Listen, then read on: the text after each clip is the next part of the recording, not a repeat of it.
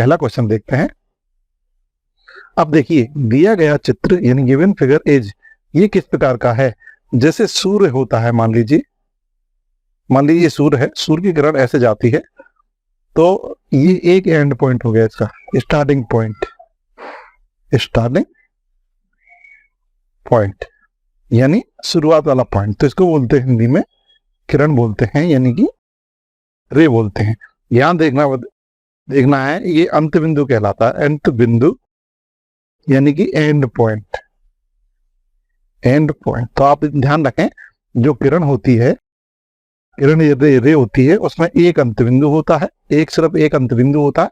दूसरी तरफ जो रेखा होती है अनंत रूप से यानी इनफाइनाइटली बढ़ती चली जाती है। तो इसलिए इसमें जो आंसर होगा वो हो जाएगा, देखिए ये एग्जाम्पल है, ये एक अंत बिंदु है यानी एंड पॉइंट बोलते हैं इसे। तो ये किरण का एग्जाम्पल है, किरण यानी कि रे। तो इसका जो सही उत्तर होगा वो हो जाएगा हमारा, देखिए ऑप्शन बी। चलिए इसी तरीके का नेक्स्ट क्वेश्चन देखते हैं। ये देखिए एक एग्जाम्पल दिया गया है, ये देखिए ये दिया गया चित्र किसका है? तो हम देखते हैं, देखिए ये रेखा है, ये रेखा का चित्र है। देखिए दोनों तरफ तीर के निशान बने हुए हैं, इसका मतलब इसे दोनों ओर अनंत रूप से अगर बढ़ाएंगे हम, देखिए बढ़ाएंगे जो कभी खत्म नहीं होती। ये एरो यानी तीर का निशान ये बता रहा है कि दोनों तरफ बढ़ाए जाने पे कभी खत्म नहीं होगी। इसका मतलब ये चित्र जो है, जो डायग्राम है, फिगर है, वो रेखा का है यानी लाइन का है। चलिए हाँ एक बात और, लाइन के दो यानी लाइन के एंड पॉइंट नहीं होते, यानी लाइन, किसी लाइन या रेखा में अंत बिंदु की संख्या 0 यानी कि एंड पॉइंट की संख्या 0 होती है। हम देख रहे हैं यहाँ ये कहीं एंड नहीं हो रही, बढ़ती जा रही है, इधर भी एंड नहीं हो रही, बढ़ती जा रही है। इसका मतलब इसमें कोई भी एंड पॉइंट और अंत बिंदु नहीं होते हैं। चलिए नेक्स्ट क्वेश्चन की ओर चलते हैं, क्वेश्चन नंबर 3। अब देखिए यहाँ पे एक एग्जाम्पल है, तो इसका ये आंसर हो जाएगा रेखाखंड यानी लाइन सेगमेंट। कोई भी जब ये लाइन होती है, ये देखिए ये दो अंत बिंदु आ गए इसके, है ना, अंत बिंदु यानी कि एंड पॉइंट।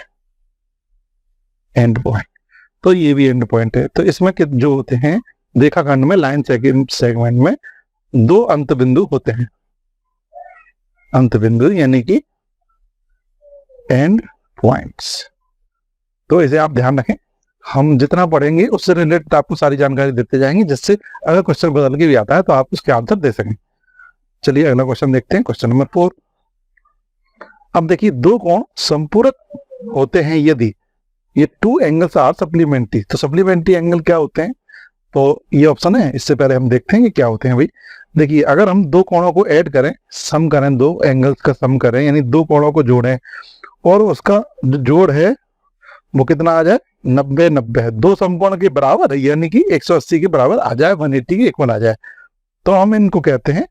हाँ देखिए जिन दो कोण को जोड़ने पर या टू एंगल्स का सम करने पर यदि उनका सम 180 आ जाता है तो हम इसे कहते हैं सप्लीमेंट्री एंगल यानी संपूरक कोण।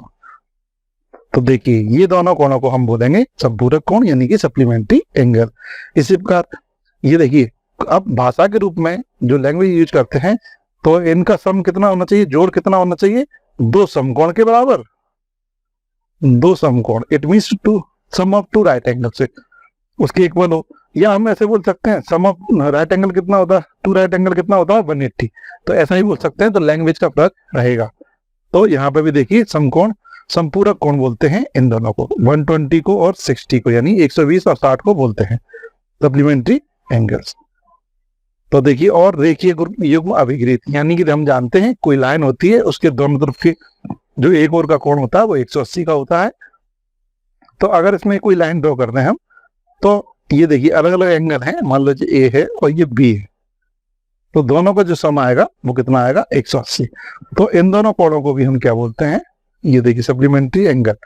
यानी हम कोई भी दो एंगल्स हैं यानी कोण हैं, उनको अगर जोड़ के चेक करें, अगर उनका सम या योग 180 यानी 180 आ रहा है तो हम बोल देंगे ये सप्लीमेंट्री एंगल यानी कि संपूरक कोण है। तो आइए इनके ऑप्शन देखें हम। तो ये कहना है दो कोणों को मिलाकर यानी टोटल करें अगर टू एंगल्स का, तो वो कह रहा है 1 राइट एंगल के इक्वल हो, तो ये नहीं हो सकता, इसलिए ऑप्शन बी कैंसिल। दो कोणों को मिलाकर यानी टोटल ऑफ टू एंगल्स कितना, तीन समकोण के बराबर हो, तो तीन समकोण की यानी थ्री राइट एंगल के इक्वल नहीं है, तो ये भी नहीं हो सकता। दो कोणों को मिलाकर चार समकोण के बराबर हो, तो हमने ये भी नहीं है। कितने समकोण के बराबर है, दो समकोण यानी two right angles, two right angles के इक्वल होना चाहिए। इसलिए जो हमारा ऑप्शन रहेगा वो ऑप्शन ए इसमें सही रहेगा, इसलिए हम इसको ऑप्शन को ए को लगा देंगे। चलिए नेक्स्ट क्वेश्चन की ओर चलते हैं, वो भी शायद इसी तरह के क्वेश्चन है। ये देखिए, आइए इसको देखते हैं। जब दो कोणों के मापों का योग 90 होता है, देखिए दो एंगल्स हमने देख लिए, इनका सम कितना आ रहा है, योग कितना आ रहा है, 90, यानी एक समकोण के बराबर आ रहा है।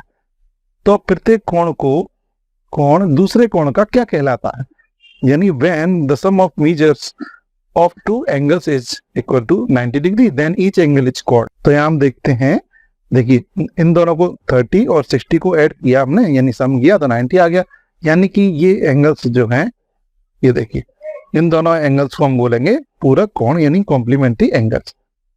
तो आपके समझ में आ गया होगा। आइए चित्र की तरफ भी देखें। हाँ, अगर दो मान लो ये ए है और ये बी है, अब देखिए हम जानते हैं इन दोनों कोणों को जो कितना होता है, 90 होता है। तो इस प्रकार ऐसे भी दर्शा सकते हैं इसको। इसका मतलब इन जिन दो कोणों का योग अगर एक समकोण के बराबर आ रहा है, वन राइट एंगल के इक्वल आ रहा है, तो हम इसे कॉम्प्लीमेंट्री एंगल यानी कि पूरक कोण बोलते हैं।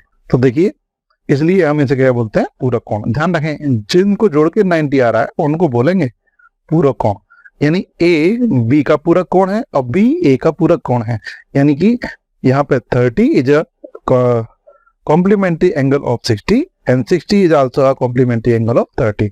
तो इसलिए जो इसमें क्वेश्चन में सही आंसर होगा वो होगा ऑप्शन बी। चलिए नेक्स्ट क्वेश्चन की ओर चलते हैं, क्वेश्चन नंबर 6।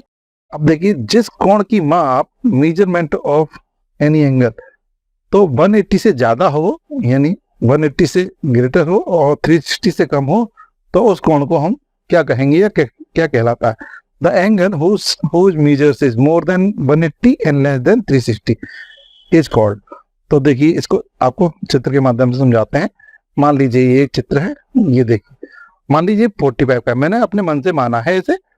तो ये देखिए एक चीज और देखना है आपको, ये और ये देखिए ये कितने का एंगल होता है, 180 का, 180 का होता है। तो ये क्या होना, 180 से ज्यादा होना चाहिए और 360 से कम। तो आइए इसे देखते हैं हम, ये देखिए ये आ गया। तो जिस एंगल का हमें प्रतिवर्ती कोण, इसका आंसर प्रतिवर्ती कोण है, तो इसका प्रतिवर्ती कोण ये होगा, इसे बोलते हैं हम प्रतिवर्ती कोण। जैसे 45 का प्रतिवर्ती कोण निकालना है, यानी कि रिफ्लेक्स एंगल। तो हमें क्या करना है, जिसका भी पूछेंगे रिफ्लेक्स एंगल यानी कि प्रतिवर्ती कोण जिसका पूछे, उसे हम 360 में से सब्ट्रैक्ट कर देंगे, यानी उसे हम 360 में से घटा देंगे, तो हमारा क्या आ जाएगा, रिफ्लेक्स एंगल आ जाएगा। तो घटने के बाद ये आ गया, वैसे इंग्लिश में बोलते हैं हम, ये देखिए रिफ्लेक्स एंगल ऑफ 45 डिग्री। तो ऐसे, तो यहाँ पर हम देख सकते हैं इसमें, ये देखिए यहाँ से आ सकता 180 हो गया, 180 हो गया, और ये कुछ एंगल होगा, तो ये एंगल देखिए 180 में जुड़ गया, तो 180 से ज्यादा हो गया, इसलिए बोलते हैं 180 से अधिक वाला एंगल और 360 से कम वाला एंगल। इसके बीच में जो एंगल होता है वो कहलाता है प्रतिवर्ती कोण यानी कि रिफ्लेक्स एंगल। तो इसको आपको अच्छे से ध्यान रखना है। चलिए नेक्स्ट क्वेश्चन की ओर चलते हैं, क्वेश्चन नंबर 7। एक रेखाखंड में कितने अंत बिंदु होते हैं। तो रेखाखंड यानी कि line segment, how many and points, ये एंड पॉइंट आपको बताए थे। तो आइए इसको क्वेश्चन में देखते हैं। ये देखिए ये हो गया लाइन सेगमेंट, है ना, ये हो गया रेखा खंड यानी कि लाइन सेगमेंट।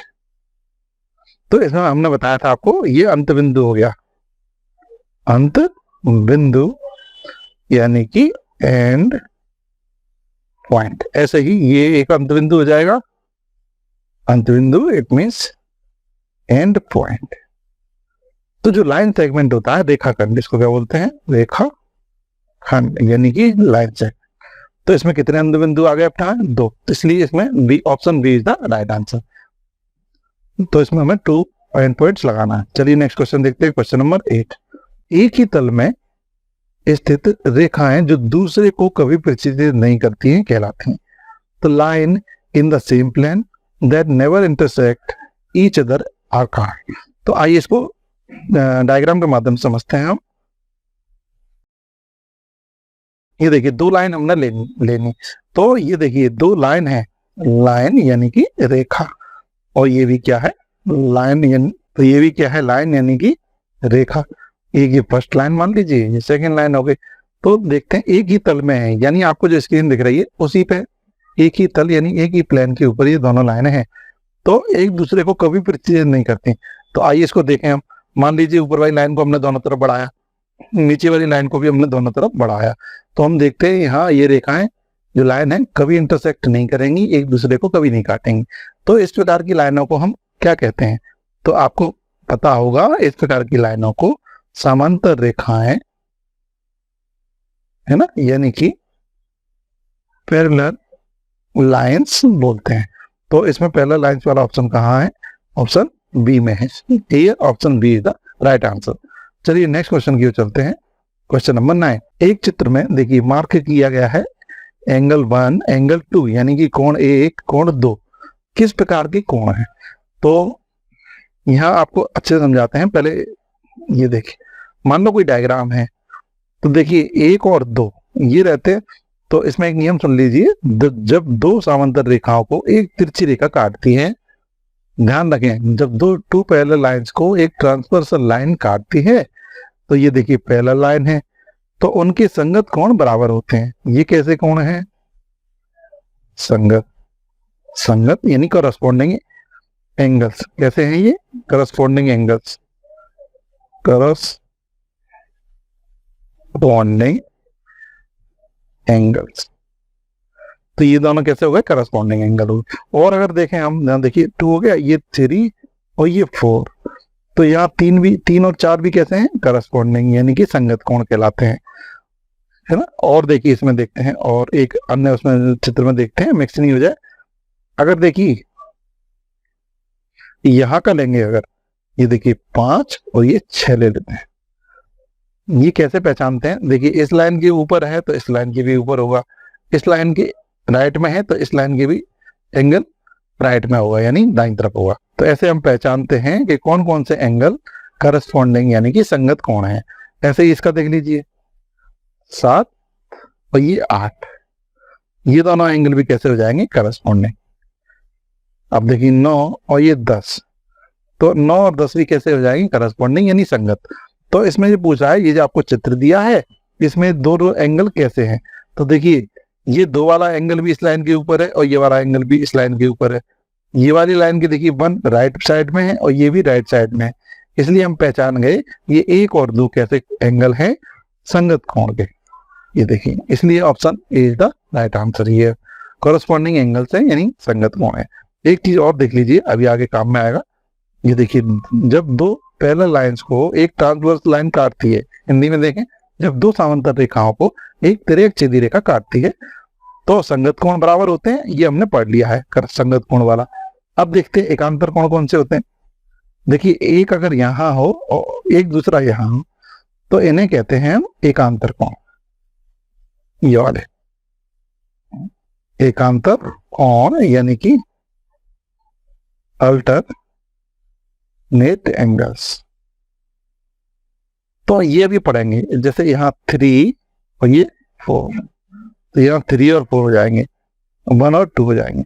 तो ऐसे हमें डिफ्रेंशिएट करना है, यानी पता करना है कौन कौन से एंगल की बात हो रही है। तो इस क्वेश्चन में इसका कोई काम नहीं है, तो इसको हटा देंगे हम। ये हमारा संगत कोण का एग्जाम्पल हो गया। चलिए नेक्स्ट क्वेश्चन देखते हैं, क्वेश्चन नंबर 10। अब यहाँ पे देखिए ये पूछा है कि यहाँ पे 1 और 2, अब देखिए दूसरे तरीके से बताया है, तो ये किस प्रकार के एंगल्स हैं? तो हम यहाँ देखते हैं, ये देखिए अब जो एकांतर कोण होते हैं हमने आपको बताया था ऐसे तिरछे में होते हैं। यानी ये देखिए इसमें क्या हो रहा है, देखिए इस वाली लाइन के ये नीचे है तो दूसरा इस वाली लाइन के ऊपर होगा, उल्टा चलता है इसमें, है ना। अब देखिए ये वाला 1 है जो राइट में है और ये 2 लेफ्ट में, तो उल्टा चलते हैं। तो इस प्रकार के जो एंगल होते हैं वो होते हैं एकांतर अंतः कोण। इट मीन्स अल्टरनेट इंटीरियर यानी अंदर वाले इंटीरियर एंगल्स।